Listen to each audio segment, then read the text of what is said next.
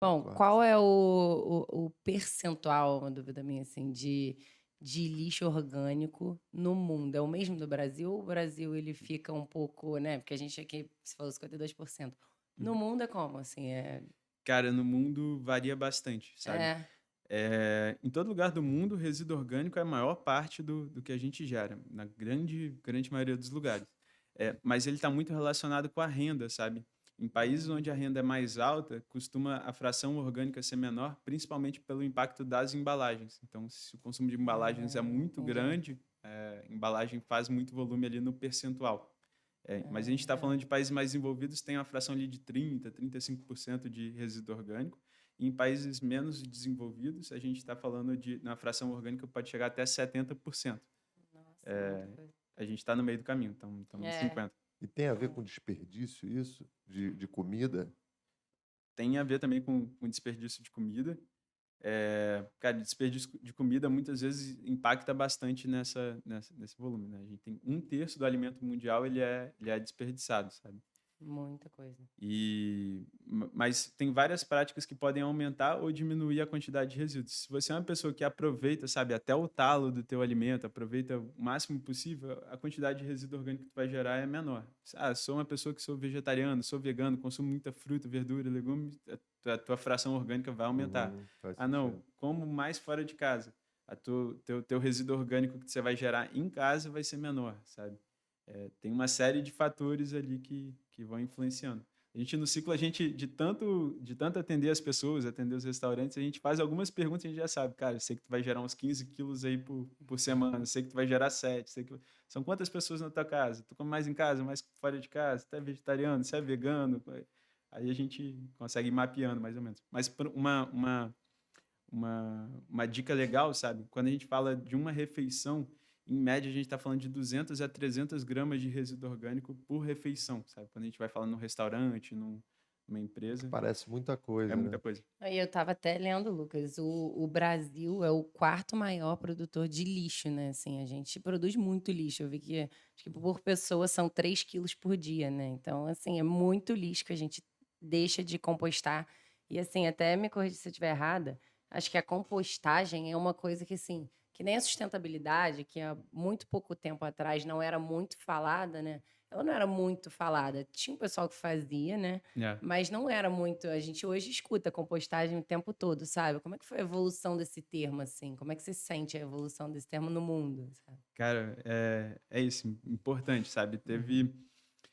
Quando eu comecei há 7 anos atrás, era um tema que todo mundo fala assim, mas o que O que é que que isso? é O que compostagem, que é né? isso, compostagem? Hoje em dia, quando você fala compostagem, você percebe que faz muito mais parte ali do dia a dia das pessoas. Mas acho que reforça a importância de compostagem estar presente desde pequenininho, cara. Toda escola deveria ter uma composteira, Que sabe? nem a gente fala, né, educação ambiental, tudo, e não tem, né, e a gente fala: "Pô, como é que a gente coloca isso dentro do colégio, né?" Que é muito resíduo também orgânico. E parece que assim, já era uma ciência perfeita, né? Porque os resíduos, né, pelo visto, viram adubo e ainda tem um plus de fertilizante, né?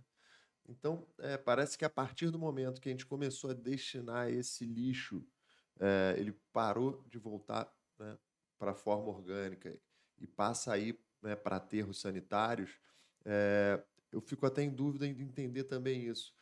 Qual é o impacto desse resíduo que ele não é compostado e ele vai para o aterro sanitário? O que que acontece lá no aterro sanitário? Ele não é, ele acaba não atingindo essas condições ideais, ele vira algum outro tipo de resíduo. Você consegue dar esse insight para a gente? Pois é, a gente fala que a compostagem tem um papel fundamental, principalmente em duas pontas, sabe? A primeira ponta é essa questão da gente conseguir evitar que o resíduo vá parar no aterro sanitário ou em lixão. Quando ele vai parar lá, tem essa questão dos gases, que é um impacto gigantesco, né? Então, para cada quilo de resíduo orgânico, quando a gente faz compostagem, a gente está evitando que 770 gramas, de CO2 equivalentes sejam emitidos, né? Hoje, aterro sanitário é a terceira maior fonte de emissão de metano, que é 25 vezes mais poluente para a questão do efeito estufa do que o CO2, propriamente dito. É um gás de efeito estufa que tem uma ação rápida, de curto prazo, então que impacta muito em mudanças climáticas. Sem falar num custo financeiro gigantesco, né? Então, hoje, por exemplo, aqui no Rio de Janeiro, o maior contrato que a prefeitura tem é com a Conlurb, sabe? A gente gasta mais de R$ 1 bilhão por ano para enterrar o nosso lixo lá em Seropédica, cara. Uhum. Então, hoje o caminho do nosso lixo, a escolha que a gente faz quando a gente coloca numa composteira ou quando a gente coloca no sistema público de coleta de lixo, é, é uma mudança gigantesca. Quando a gente escolhe mandar para aterro sanitário, é uma viagem de 160 quilômetros, né? O caminhão percorre 80 quilômetros até o aterro sanitário e volta esses 80 quilômetros vazios, E sabe? várias vezes. Várias vezes, né? São E vários caminhões. 10 mil toneladas por dia aqui É. no Rio de Janeiro. Ou seja, a compostagem ela captura o CO2 também, né? Captura, transforma no adubo. O adubo, quando você está recebendo, ele está cheio de carbono. Quando você usar esse adubo para suas plantas, A planta ainda vai fazer fotossíntese, vai ainda fixar mais carbono, vai sabe? liberar o oxigênio. E aí que entra o segundo papel da compostagem, que é a gente devolver para o solo todos esses nutrientes que vieram dele. Hoje a gente tem um fluxo, assim, sabe, na agricultura, que é um fluxo linear, sabe? A gente extrai da mineração os nutrientes, coloca na agricultura em forma de fertilizantes Uhum. e entrega para a cidade em forma de alimento. E esse alimento, as cascas, as sobras, que ainda estão cheios assim, de nutrientes, em vez da gente devolver para o solo, a gente manda para um aterro sanitário. Então, a compostagem tem esse papel de, cara, vamos pegar essa potência que existe aqui e vamos devolver para o agricultor para ele continuar fornecendo.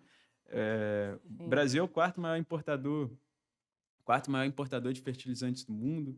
85% dos insumos agrícolas utilizados são importados.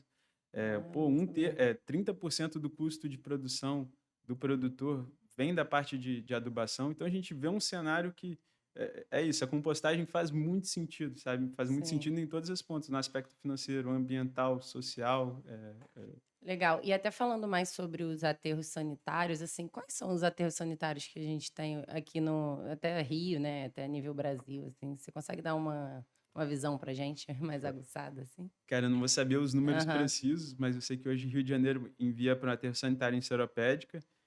Antes era num lixão em Gramacho, Ah, que foi verdade. Eu fechado, lembro fizeram disso de filme. tanto, né? Lixão é um cenário ainda pior do que o aterro sanitário, porque não tem cuidado nenhum. Uhum. Todo o material ele é só acumulado ali, e aí a gente está falando de chorume, a gente está falando de gente vivendo naquela condição super insalubre, a gente está falando de vetor, Aí ratos, doenças. rato, doença, Vai é o ter. caos, assim. Uhum. Esse é até uma dúvida legal, né? Qual a diferença entre o lixão e o aterro sanitário? O lixão, você contou para gente, basicamente, né, o despejo sem nenhum tratamento. E o aterro sanitário? Então, o aterro sanitário já é uma obra de engenharia para tentar minimizar esses impactos e ter um cuidado ali com o ambiente. Então, é uma solução um pouco menos agressiva para o ambiente. Você tem uma impermeabilização desse solo para o chorume não ir para os lençóis freáticos e não poluir. Então, você Aquele chorume lá da composteira, ele sai então também no aterro sanitário, né? Não, esse é outro. é outro. No aterro É outro. sanitário, a gente tem um chorume com uma carga de matéria orgânica gigantesca. Passou, o mesmo resíduo orgânico passou ali pela pilha, pela bateria, pelo computador, cheio de metal pesado. Então, é um efluente complicadíssimo de se tratar. Então, esse fertilizante ele não é possível reutilizá-lo, né? Ele vira o quê? Um rejeito. É um efluente, cara, dos mais difíceis de serem tratados. Assim, se esgoto já é complicado de tratar, chorume de aterro sanitário é uma dor de cabeça, sabe? É bem complicado. E a gente tem a questão dos gases, né? Então, num lixão, todos esses gases de metano, todos os gases de efeito estufa, CO2, tudo mais, eles são emitidos para a atmosfera e tem um impacto gigantesco. Num aterro sanitário, existem umas camadas por cima do aterro para captar esse gás. E aí tem aterro sanitário que transforma em energia, tem aterro sanitário que queima esse gás para transformar o metano em CO2 e impactar um pouco menos. Então tem Legal. esses dois pontos. Mas mesmo assim tem uma taxa de eficiência, então tem muito metano que vai para a atmosfera. Cara, muito legal, o Lucas, até, desculpa te cortar.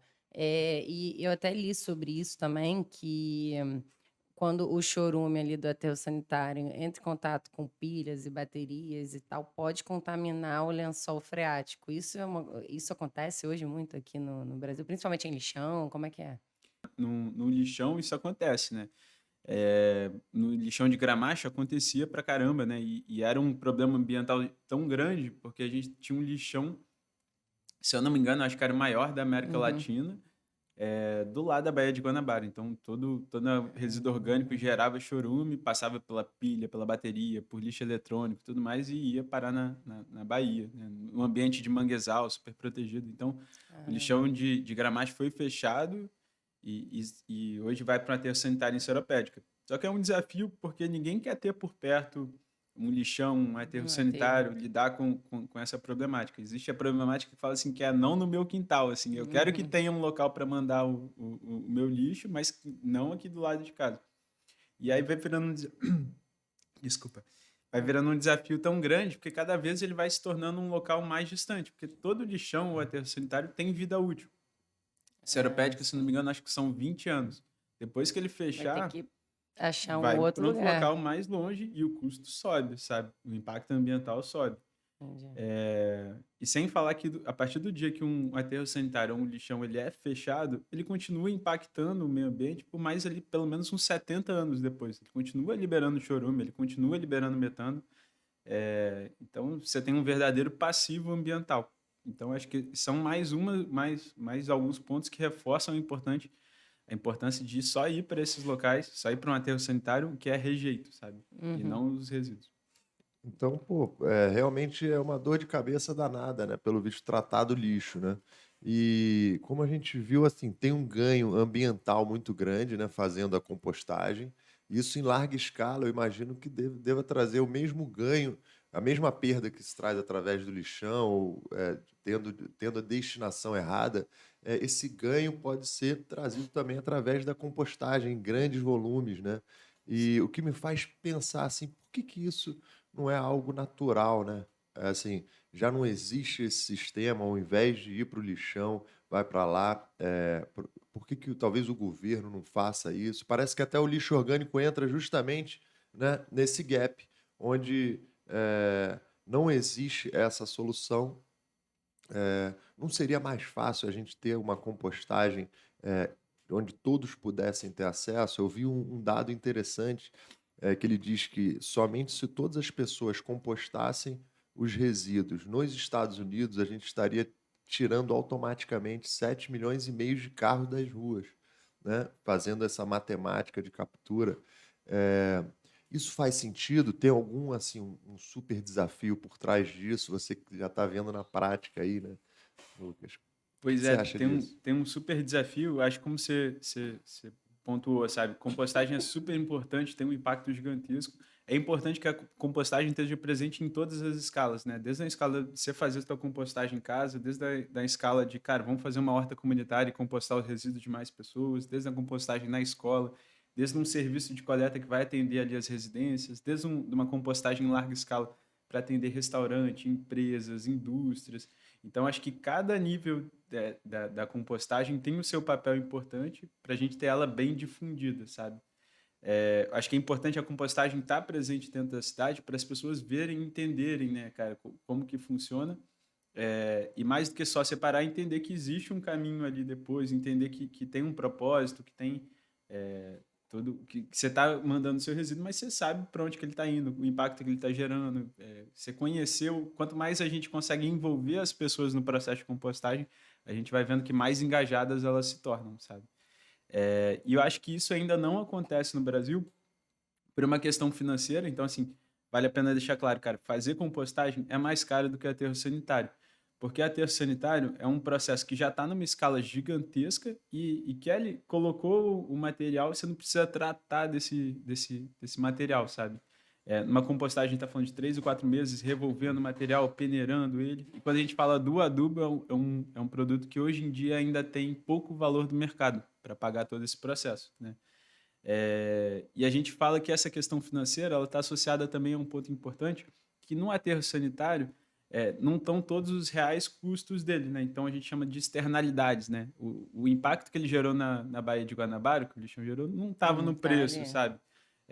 Todo o gás de efeito de estufa que ele está gerando não está no preço. Então ele gera consequências que quem está mandando resíduo não paga por ele. A gente fala que é o contrário, é até um dos desafios para vencer isso. até pela falta de incentivos e por esse aterro sanitário ou o lixão ser subsidiado, né, de certa forma, né? É, que hoje quem faz a compostagem, quem faz o certo, acaba pagando mais do que quem faz o errado, quem polui. Então é mais É. difícil ainda da gente conseguir avançar. Mas a gente vê que está mudando, né? A gente vê no Brasil que tem leis surgindo, tem cidades que já estão avançando, tem programas, tem políticas que estão parando para pensar e incentivando a compostagem, e que tem esperança. Legal, a gente viu aqui que a Califórnia, né, ela hoje obriga, eu acho que eles têm uma lei que obriga o morador, né, residente, a fazer a compostagem. Você acha que isso no Brasil vai ser uma realidade um dia? Você espera que seja, né? Porque a gente espera, né, eu acho. Mas você acha que a gente está muito longe, muito perto? Enfim. Cara, eu acho que é uma realidade, mais cedo ou mais tarde a gente vai chegar nesse ponto, até por conta disso, sabe? Tem uma questão, o aterro Uhum, sanitário ele vai tendo vida útil, você tem que fazer mais distante, vai ficando mais distante, e aí você vê o cerco apertando ali e os políticos, né? A sociedade como uhum, um todo precisa encontrar soluções. É, geralmente, eu acho que na Califórnia tem algumas cidades que já têm a obrigatoriedade, tem outras que têm meta, tem outras que não podem ir mais para aterro sanitário resíduo orgânico de grandes geradores, ou não podem ir para aterro legal. sanitário resíduo de podas. Então, você começa de... que é uma transição muito grande quando a gente fala isso numa escala tão grande assim, Sim. e que aí tem passos a passos, assim, você começa tirando a poda do aterro sanitário, que aí você tendo poda, você consegue ter essa matéria seca para fazer a compostagem. Aí você começa obrigando os grandes geradores a compostar. Começa através da prefeitura compostando os próprios resíduos para dar o exemplo. Uhum, Como, a prefeitura ou o governo começa a criar incentivos, começa a criar linhas de financiamento, mecanismos para fomentar a compostagem, até chegar nessa transição.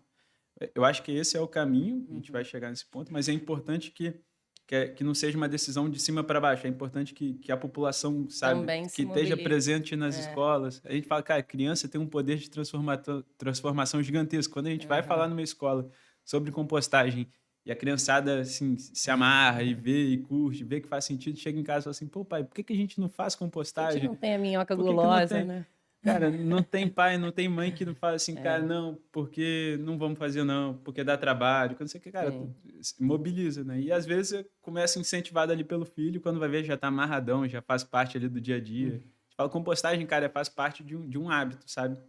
sim. E o mais difícil é o início, depois que tu engatou no negócio, passa a ser natural, né? Não jogar os resíduos no lixo.